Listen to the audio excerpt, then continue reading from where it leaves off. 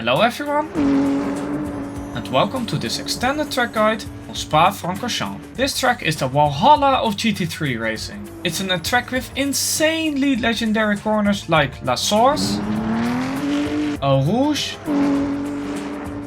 and Pouhon. Today we will not only be talking about the general braking points and track limits, but also about pit entry and exit, do's and don'ts, and overtaking opportunities. This hot lap is driven with the stock setup, so you can also use this guide for the fixed LMU GT3 series. The ABS, brake balance and TC settings are here on the screen. These settings are way better than the default in my opinion, and help greatly with trail braking and corner exits. We are driving the BMW today. This car has insanely good top speed and is really stable and predictable. Hopefully this guide will help you with mastering this track. Coming over the start finish line up to La Source, you want to be looking at the left side at the total energy sign and the 100 meter sign. You need to brake alongside the 100 meter sign. This one is difficult to spot and also depends on the car and seating position. So focus on your timing with these two brake markers and get a feel for it. Trail brake towards the corner, and here in my testing I got a better exit when not touching the green part of the curb. When you are on the curb, start applying the throttle again and try to really lean on the TC of the car. You can go all the way to the outside, but don't go on the elevated part of the curb. This corner is really important to get good traction out of it, because you carry the speed all the way through the Camel straight.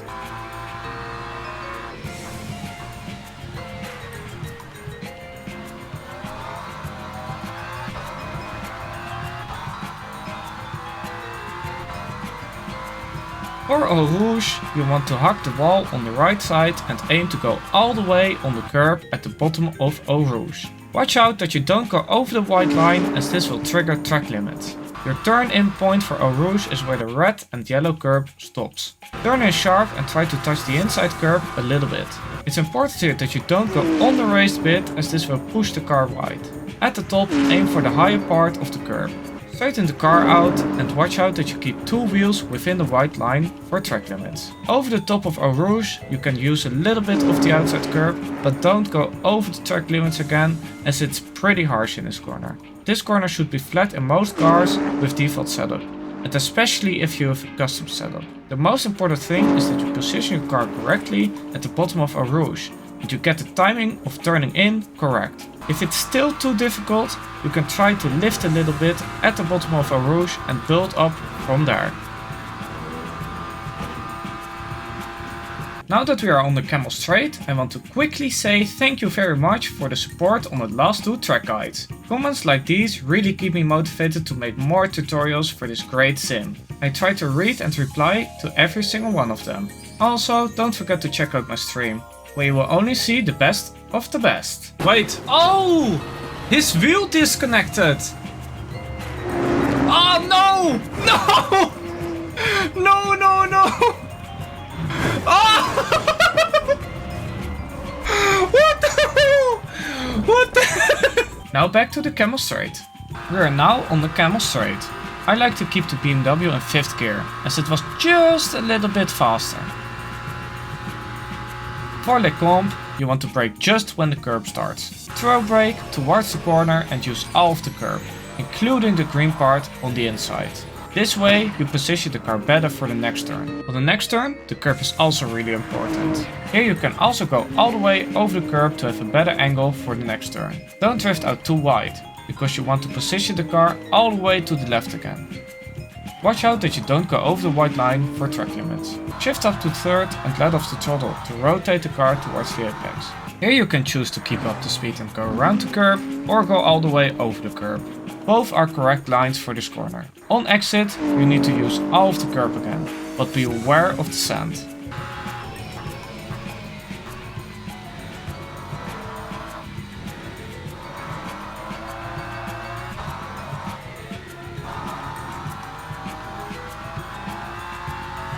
For Brussels, you want to start braking just when the curb begins. Turn in a little and brake the car towards the corner. Don't touch the inside curb too much, as this will unsettle the car. I like to do a little V shape in the BMW. That means that you go a little bit deeper and come back later in the corner. You can do minor braking tweaks during this corner to correct the angle and speed of the car. When the car starts to creep up again, you can apply the throttle. Watch out with coming out too wide out of Brussels, as you need to be on the right for no name.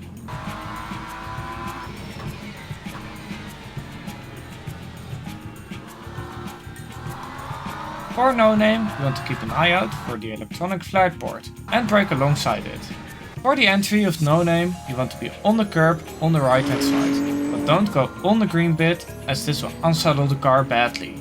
Try an earlier apex and be on the throttle at the apex. You will have more grip than expected, and you can take a wide exit all the way on the curb, but don't touch the sand.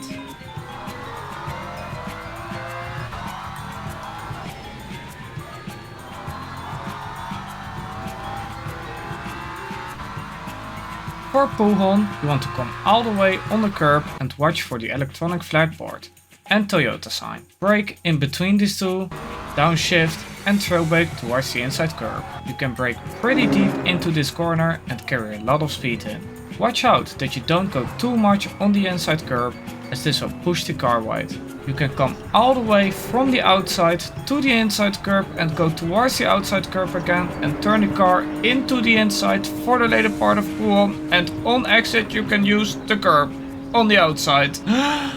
Try to hit all these spots on this super long left-hander and you'll be very quick through here.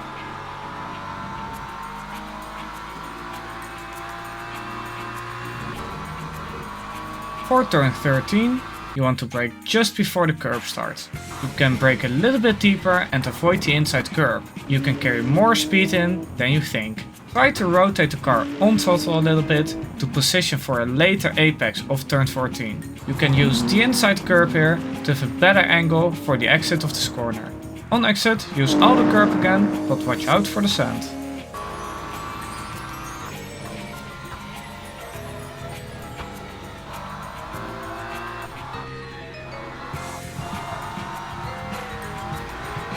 For turn 15, brake just before the curb starts and trail brake towards the apex. Try to get close to the curb, but don't actually drive on it. On exit you can really mash the throttle and push the car out using all the curb and setup for Stavelot.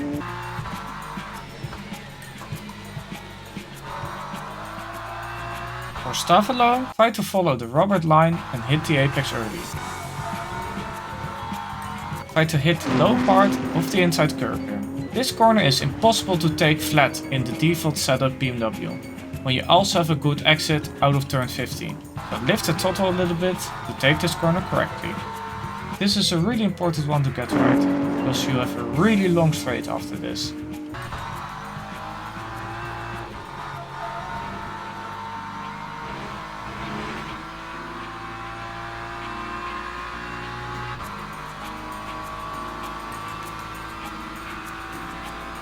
For Blanchimont, you need to go all the way on the green part, keeping two wheels within the white line and apex early. Watch out that you don't go too much over the exit curb for track limit. This corner should be easy flat in all cars when done correctly.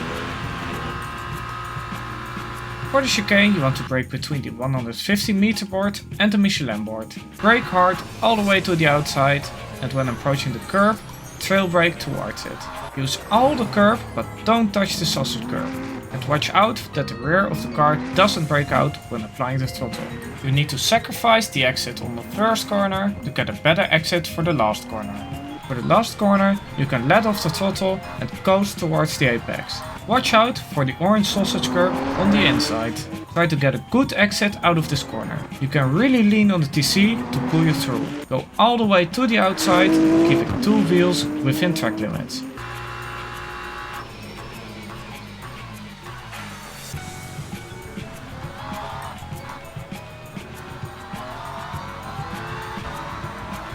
Stay on this side to minimize distance to the start-finish line. Keep in mind that the start-finish line is there and not here. This time was a 2:20.788. When you are just starting out in sim racing, you should aim for a 2:28. Someone who does lower tier daily or league racing should aim for a 2:23. Someone who does higher tier daily or league racing should aim for a 2:20.5. And and the absolute aliens drive around 219. For the pit entry, you brake at the same brake marker as normal, but you stay on the right side of the track. Take a wider entry and make sure that you do not hit the red barrier or the wall. Go full throttle and about 6 poles before the red one, brake hard and enable your pit limiter. For pit exit on warm tires, you want to take a wide exit and mash the throttle without going sideways. Watch out that you don't go over the white line, as this will trigger track limits. Eau Rouge is easy flat after this. For pit exit on cold tires, you want to take a wide exit and try to rotate the car on throttle. For Eau Rouge, really take it easy, as it is like driving on ice. This track is great for racing. The best overtaking opportunity is right after Eau Rouge towards Les Combes. Here you have a really long straight from turn 1 all the way to Les Combes, where you can follow the car closely and use the slipstream. You have a left-hander and right-hander immediately after, so use them wisely. Second best overtaking opportunity is in sector 3. Here you also have a really long straight with a hard braking zone towards the chicane. Watch out that there is not much room on the chicane. Third best overtaking opportunity is in turn 1, La Source. Here you have a big braking zone and slow hairpin, with a big straight after. Position your car wisely for Eau Rouge that's coming after.